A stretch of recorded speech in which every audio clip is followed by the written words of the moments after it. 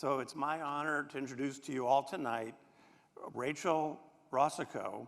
I met her mom and dad over 11 years ago. You might remember them. Yeah, there's the slides up there. You might remember them because they were speakers at this event as well. Mark Hornibrook and his wife, Ann, who is here with us tonight. And they spoke at the 2014 Creating Hope event. Rachel is here tonight to describe for you the impact Providence Cancer Institute has had on her life. Please welcome to the center stage, Rachel Racicot. Thank you. My dad, Mark Hornibrook, was diagnosed with cancer February 18th, 2012, and my whole family was devastated, except for me, because they forgot to tell me. Actually, that's not quite true. They didn't forget, they just didn't tell me on purpose. 2 months before, on Christmas, my parents handed me a binder with the words Orphanage Support Services on it.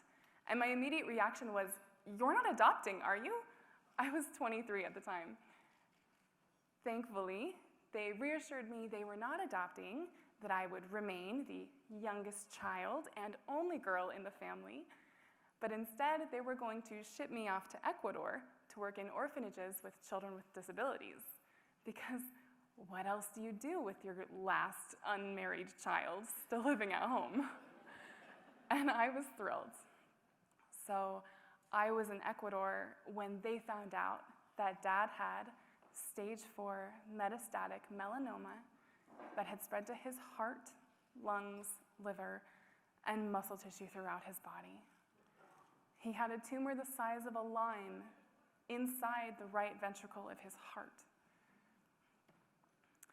After much deliberation, they decided not to tell me.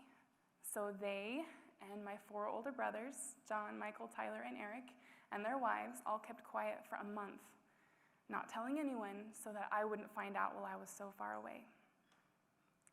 At the end of March, my parents came to pick me up and tell me the news. Looking back, I know there's nowhere on earth I would have rather been than the mountains of Cuenca, Ecuador, to hear this news. I had just spent the last 2 months working every day with children who came from broken families or who lived in broken bodies. I had been truly humbled. So when they told me that Dad had cancer, of course, I was crushed. But it didn't take long for me to see the blessings in my life and be so grateful for the time that we had. But gratitude couldn't protect me from the loss I felt at all those moments I would never have. We figured Dad had 3 to 6 months to live. I would never dance with my dad at my wedding. He would never hold the children I might have, and he wouldn't be there when I needed him all the time to ask him about tire pressure and tax exemptions and totally random plans. So we prayed for miracles, for more time, for more moments. And our first miracle came with Dr. Walter Erba and Zelborath. This drug had only been FDA approved 6 months before and was only supposed to shrink the tumors for a short time, but instead totally demolished them. During that time, I met the man of my dreams, Ty. And not wanting to waste any more time or moments, he and I were married within 3 months of meeting. And before you ask me, how could you do that to your parents? Let me just say that my dad was the one to suggest our wedding date. And it was beautiful. And our daddy-daughter dance was magical. I love this photo of us. Isn't it just the best? And when people see this photo, they usually think, oh, look how happy your dad is. And maybe he was happy because his baby girl was finally getting married, or maybe because he actually approved of the guy she chose. But no, this photo is of my dad relentlessly teasing me. 10 seconds before, we're standing in the middle of the room with everyone looking on. I was trying to be the elegant, graceful bride that I was, when my dad looks at me and says, "So, are you ready for your wedding night?" Are you serious? What is wrong with you? You can see the tilt of my head in the photo as I'm trying to ask as delicately as I can. You want to ask me about that now? Oh, he laughed and thought it was so funny. And I can't believe he did that, and I loved it so much. I will never forget my wedding dance with my dad. One miracle moment captured. Well, the cancer was gone for a bit, but it kept coming back. And every time it did, my parents and we prayed for more time, for more miracles. And my parents met with Dr. Erba and later Dr. Matthew Taylor. What else can we do? What is there? And because of the amazing support of continued cancer research, there were more options with fewer side effects.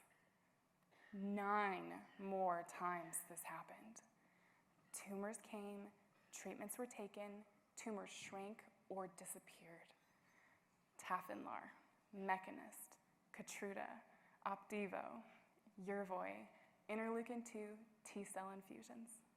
All of these treatments gave us more time together and more moments, like the time I introduced my dad to Guardians of the Galaxy, who laughed so hard and loved it so much, we watched it again the next night.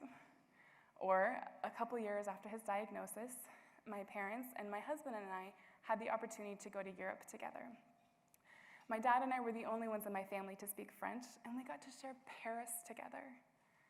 Approximately 9 months later, I had my first baby, my little girl, Kaya, and my dad was there, another miracle moment. In fact, 8 more grandchildren were born in the time that he had, including my second, my little boy. And I'll never forget the moment my dad held him for the first time, and we told him that his name would be Raiden Mark after my dad. We had so much time and so many conversations that were sweet and wonderful. He was there to laugh with me about dumb things, and he designed this incredible backyard that we cherish. We sent each other flower pictures and talked about plants we loved, like dahlias and camellias and lilies. And when Dad got sicker, and we started to acknowledge that he may not come back from this one, my dad and I set up a flower delivery service for my mom to send her flowers every month because Dad wanted to be sure that someone would bring her flowers. Last year, Dad passed away, having lived 10 years from his initial diagnosis. We had so many moments, beautiful moments, precious moments, moments I thought cancer had stolen from me forever. Moments made possible by the grace of God and by brilliant doctors like Dr. Erba and Dr. Taylor, who were able to continue their research because of funding from generous and caring people. My life has been forever blessed by people in this room who gave, who supported this work, who researched and found better ways, who gave me 10 years with my dad filled with beautiful and priceless moments. Thank you.